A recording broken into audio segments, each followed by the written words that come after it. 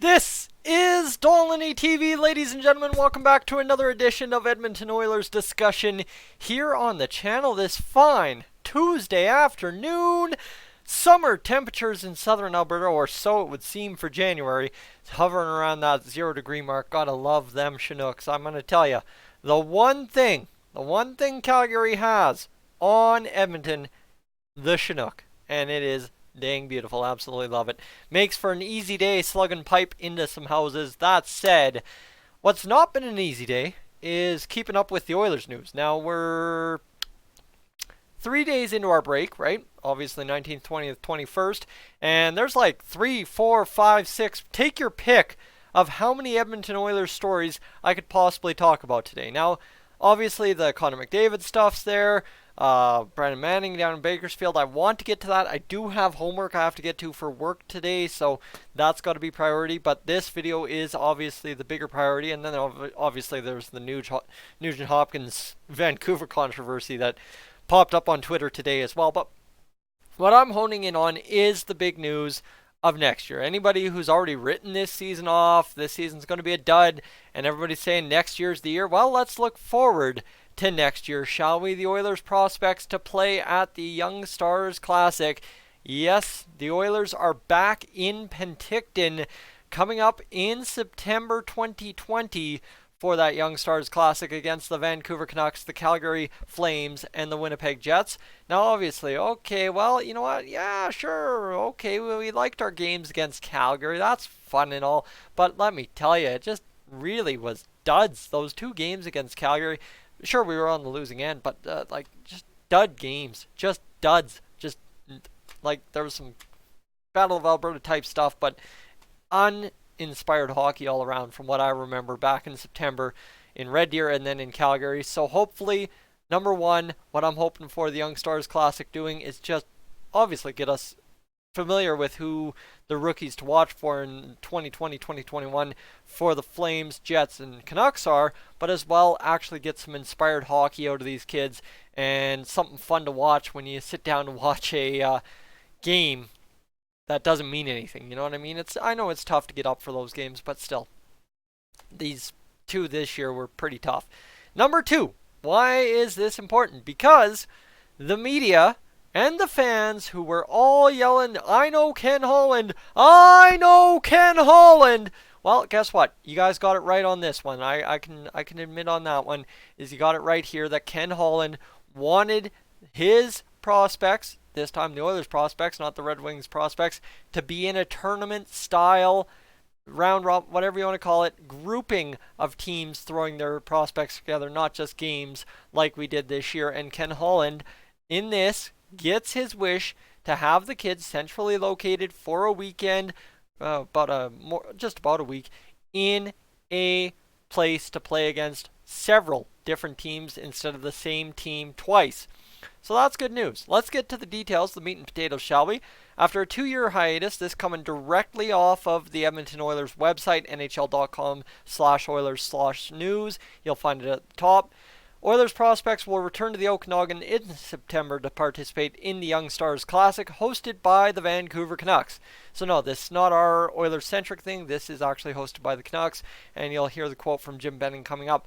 Canucks announced Tuesday that the city of Penticton will host the 2020 Young Stars Classic for the 9th year at the South Okanagan Events Center from Friday, September 11th to Tuesday, September 15th, so half a week essentially.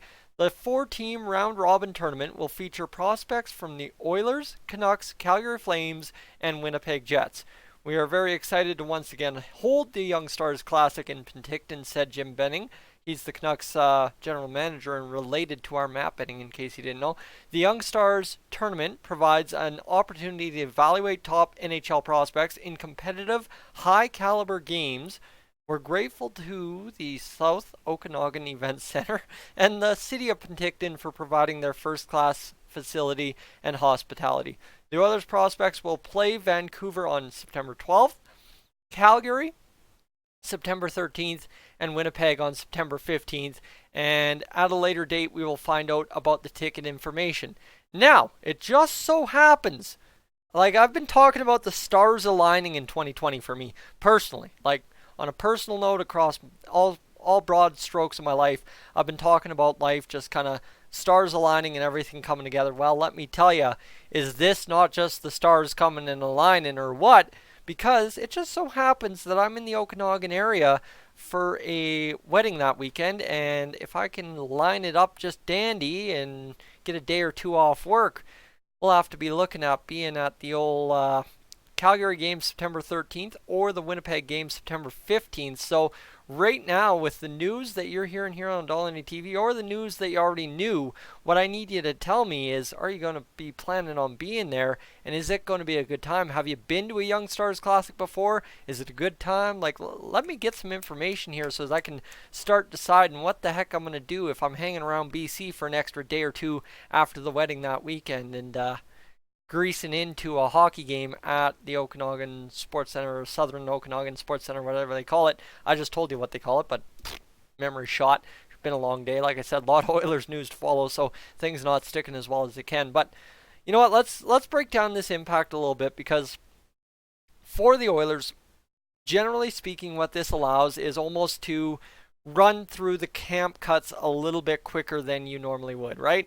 Like we saw this past year, we ran a couple of games of pretty much full rookie lineups in training camp. I think next year, based on how everything's going to shake out in the offseason, rough guesstimates is you'd probably want to have your roster a little bit more solidified, right, in terms of your top prospects and NHLers together for more games than you would how you had it this year, where you were trying to have Ken Holland in 2 games in Calgary, evaluate a couple guys, and then, of course, bring them into training camp and evaluate them there.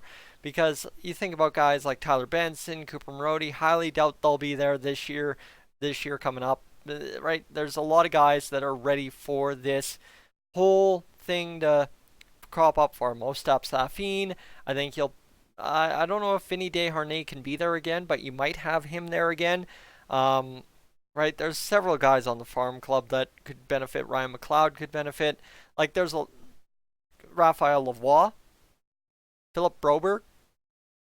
There you go. Those are the names. Those are the names I was trying to think of in terms of things right there. And I think Matai Blumel. I always forget the other one.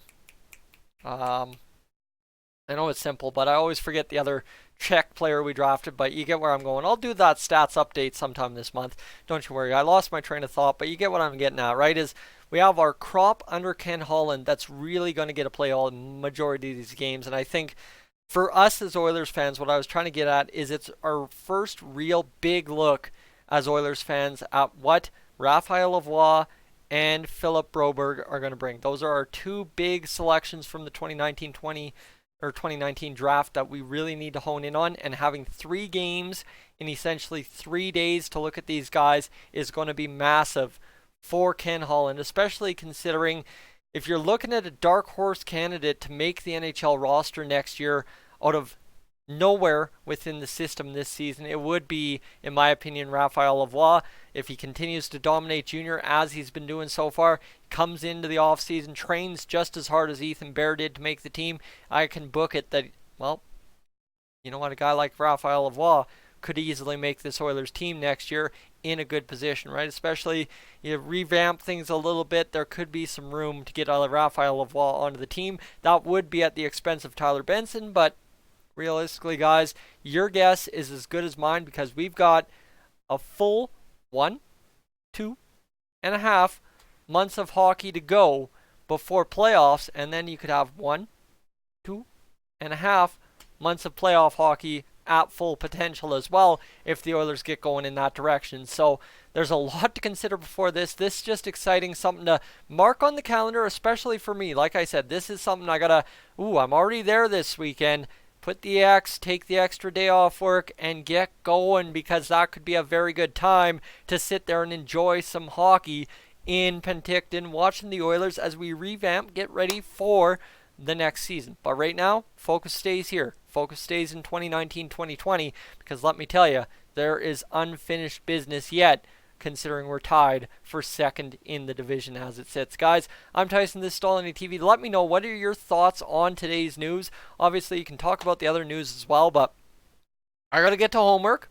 Then we'll talk I want to do the Brandon Manning stuff, but I also want to do the Nuge stuff. So I want to, like, there's two temptations there. And when the Canucks fan base is on fire, I really like capitalizing on that. Anyway, guys, thoughts in the comments section down below. I'm Tyson. This is Dolynny TV. I will catch you, as always, in the next one.